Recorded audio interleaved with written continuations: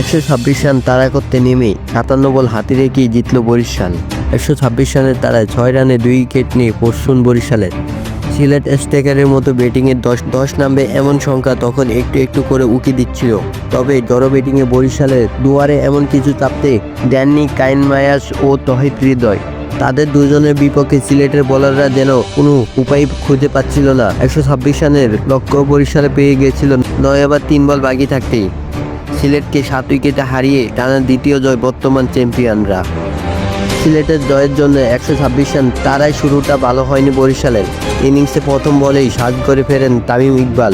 Of spinner Rahkeem কর্নওয়ালের off স্টাম্পের বাহিরে বলে সোজা ব্যাটে খেলতে চেয়েছিলেন তিনি, তবে গ্লাভসে ছুঁয়ে বল চলে যায় উইকেট কিপার জাকির হাসানের গ্লাভসে।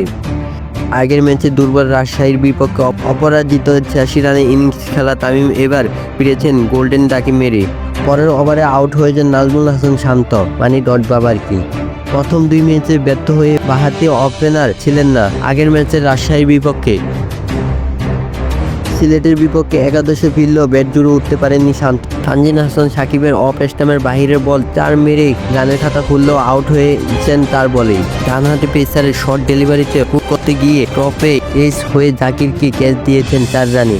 মাত্র 6 রানে 2 উইকেট হারানোর পর প্রতিরোধ করে তোলার মেজাজ তুলেন মায়াস ও হৃদয়। তবে দুজনে 116 রানের জুটিতে 7 উইকেটে বড় জয় পেয়েছে বরিশাল।